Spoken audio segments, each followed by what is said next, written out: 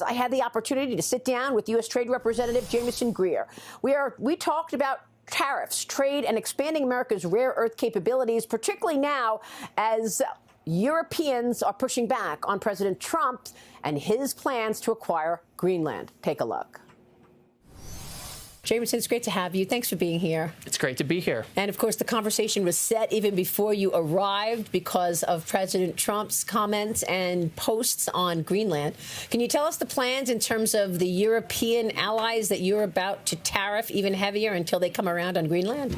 Well, I'm going to meet with my European counterparts. I've already had conversations with some of them. That's not surprising. Whenever these things happen, we quickly talk to the other side to get the sense of where they are. They want to know where we are.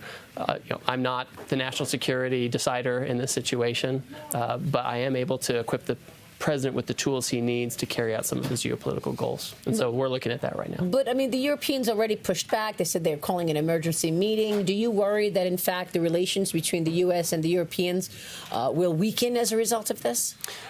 I mean, anytime we're dealing with the realities of international politics and international security, which is what we're facing here, there are always risks like that. But in actuality, we can't just sit down and avoid dealing with hard questions because those risks exist. We have to think ahead. We have to think 5, 10, 20 years ahead about how things might go. And I'm confident that our national security team with the president are reviewing all of those things. They're taking all of that into account. I continue to talk to my counterparts. The president's talking to his. We've seen him publish text messages between him and European leaders. So I think as we continue talking, we'll be able to find the right solutions here. So what's your take in terms of the longer-term relations with the U.S. and Europe with the tariffs in place, do you think? One thing to keep in mind is that over many years, decades even, Europe has had a giant trade surplus with the United States. And it's not because they're particularly competitive. Their energy policy is not great. The regulatory policy is not great. What they actually do is they have a lot of barriers to our exports to Europe, industrial goods, agricultural goods. And that's part of the reason why we have such a large deficit with them. So that's been the situation for a very long time. The president has imposed tariffs on the EU and other countries that have a large surplus with us to try to rectify that. So until that problem goes away, we're always going to have this kind of friction in the relationship. I think having the agreement we reached last summer with the Europeans is a step forward with that. Right now, the Europeans are seeing how this Greenland issue fits into all of that as well. I'm focused on the trade issues. What do you want to say at this point about longer-term tariff and revenue? How much have you been able to raise so far from tariffs? So all of the tariff programs included, I think this past year it's going to be somewhere between $250 and $300 billion for the year, probably more towards $250 billion. Going forward for 2026, I think it'll be higher than that because last year it only covered part of the year. This is a huge number.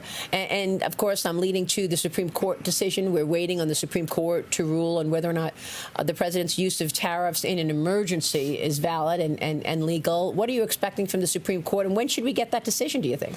They had opinions they handed down today, but they didn't hand down a decision on the tariff cases. Right now, I think their next scheduled day to hand down opinions is February 20th, but that doesn't stop them from scheduling days in between now and then. So we'll continue to watch over the next few weeks to see if they send that opinion. As I've said many times before, the government laid out a plan and a rationale and a legal argument to support the president's use of tariffs to deal with the emergencies he's facing. And it's not just for the deficit, it's for the fentanyl crisis, it's for the border crisis, real emergencies that Americans have to face in their daily lives and that the president wants to address. So I think that the Supreme Court should fine for us because we gave them that pathway. And if they don't, we'll use alternative means. So how will the tariff situation be measured in terms of success? Is it, how much money you bring in? Is it just getting a fair playing field? What is success? Well, the revenue is an important side effect of the tariff program. It's real money. It goes to pay down the debt and other things. Overall, when we talk about the tariff, they're not just for tariff's sake. We want to reshore jobs and manufacture in the United States, and we've seen record commitments of investment here. We're seeing construction starts increasing. We're seeing construction jobs increasing. We're seeing wages for manufacturing construction jobs going up. All of that, those are all signs and signals of a coming manufacturing boom. You have to build the factories, then we get those jobs. So we're really trying to do that. We're trying to get the trade deficit going the other way, which we're doing. It hasn't been this low in a given month since since 2009, and that was during a recession. Now we're in a boom. So that's a great situation to be in, where we have high GDP numbers, high projected GDP, and the deficit's going down. That's a great recipe for success in the coming year. And of course, your colleague, Scott Bessent, who I spoke with yesterday, talked about the fact that this has enabled you to cut into the deficit, which has been very positive.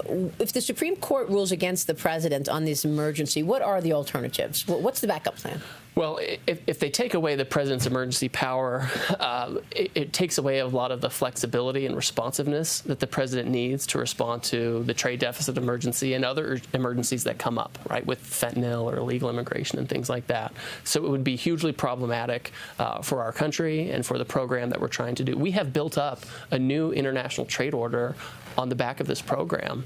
We have new trade agreements that open foreign markets while protecting our industrial workers here in America. To interrupt that would be disastrous. Now, if that goes away, there are other things we can do. We have other tools. We can investigate unfair trading practices. We have national security tariffs in place right now that aren't being challenged, and those can continue in place.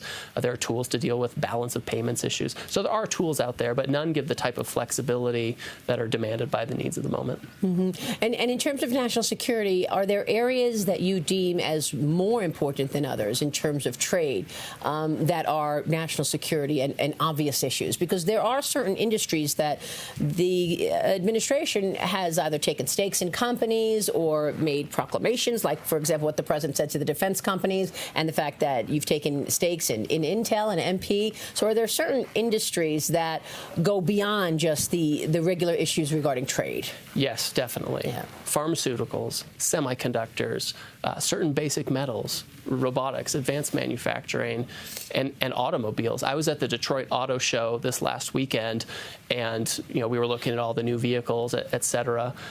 But also at the auto show, they had an M1 Abrams tank, right? And so when you look at these auto factories and you look at what the auto companies have done throughout history, is they have a national security purpose. And if we don't have those factories, don't have those jobs here, we lose a national security capability as well. This is a very important point, and I know that national security is at the forefront of the president's agenda. Talk to us a bit about China, and I know you have been dealing with China as well as Scott Bessent, but I want to get your take on when we are going to see this hotly anticipated bilateral trade deal with China. Sure. Do you have a timeline? So with China, last May we were in Switzerland, in Geneva this time, Scott and I, and we concluded a trade agreement with China, and it was a limited trade agreement that was very much focused on getting rare earths flowing in a normal way and getting them to reduce some of their retaliation, and we reduced some of ours. And so we got our tariffs to a place where we still had very high tariffs on China, but we reestablished a lot of normal trade flows. That same process continues. I don't know if we're going to get to a comprehensive trade deal with China. What we're really focused on is managing that relationship, and it may take a series of agreements or arrangements with China about what we should and shouldn't be selling to each other. There are a lot of areas where we can trade with China in consumer goods, agriculture, non-sensitive things. Those are areas where we should think about how do we trade with China in a healthy way that's good for us, helpful for them. There are other areas that are quite sensitive, things that are export controlled or other sensitive technologies where we have to give that more thought and be more deliberate. So I think you'll see a focus on what I just called normal trade, right, and non-sensitive goods in the first instance, and some of those stickier questions maybe for later. And that was really my point, because rare earths have become one of those things that are national security related, and we understand that China is keeping countries hostage in terms of not flowing those rare earths.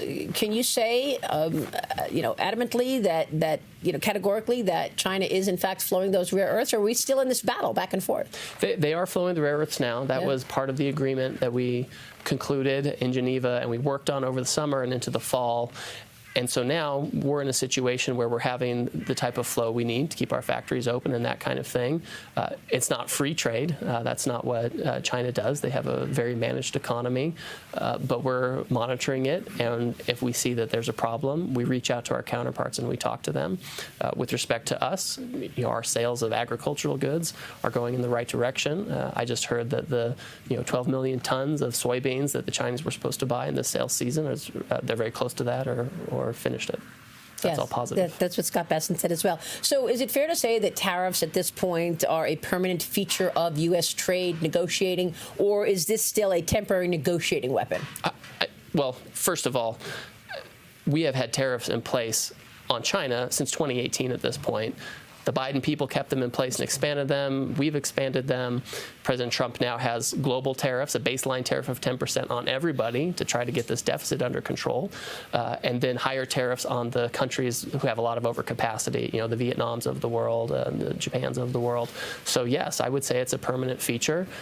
I think there will be calibration from time to time as the situation changes. If we ever flip to surplus bilaterally or globally, then you could see a change. But I think it's going to be some time before we're in that situation. The president has been encouraging and demanding long-term supply chain production in America so that the U.S. is independent of countries like the reliance on communist China. But he's also balancing this effort to rein in prices. So what's more important, inflation and reining in prices, or ensuring that the U.S. is protected with its own supply chains? I don't think you have to say both. Yeah, I don't think it's necessarily a trade-off in this situation. We're a year into this, and we haven't seen huge inflation coming from the tariffs. I mean, inflation has come way down from the Biden administration, it was at 9%. Where we are seeing affordable issues that the president's quite concerned about are in things that are subsidized by the government, healthcare, education, housing. His speech here is going to be a lot about housing. Those are things people are really worried about. We're trying to undo years of poor policy in those areas. The tariff program and the trade program is designed to get wages up, and we've seen wages increase by 4% over the past year. Your weekly average private earnings. That's a big deal. Mm-hmm. And would you say that going forward, you are expecting that we will get to a surplus? Is that the goal here? I think we want to get to balanced trade. That's what we want. That's what trade is supposed to be. If the market is functioning how it's supposed to, we shouldn't have these giant imbalances, either surpluses or deficits in the economy. You may swing to deficit or surplus in a given year for some black swan reason, but it should be more balanced. We're aiming for that. It might take some time, but we're in the right direction already. And Jamieson, if the Supreme Court goes against the president, will you be able to raise the kind of revenue that you have already raised in the hundreds of billions with those other sections, Sections 232 or Section 301, as you've spoken about? I mean, that's our expectation and our hope. Again, that revenue is a byproduct of the underlying goal, which is to get those supply chains back here and to defend American manufacturing. But I think we will try our very best to recreate the program. I want to make sure our viewers understand the tariff policy because, there was so much hysteria in April, and that seems to have gone away at this point. People understand the use of tariffs.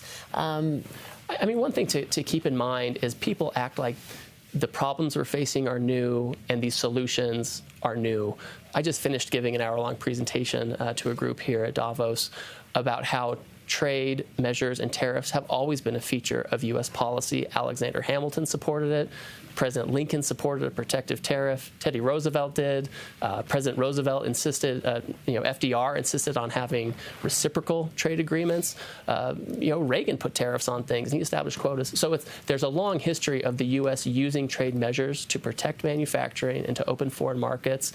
And we're following in that history, and we're doing it in a big way. Because it's not just about free trade, but about fair trade. That's exactly right. Free trade is not an end in itself, and if it doesn't result in the outcomes you want, you need to change. And when we see all this offshoring that's happened, the 70,000 factories we lost during globalization, the 5 million manufacturing jobs that went away, we have to change that. You can't just be beholden to some system because it's a system you all agreed to in 1992 or 1994. You have to change your policy for the benefit of your workers and the families in America. So what are the odds of going from 10% to 25% on European allies?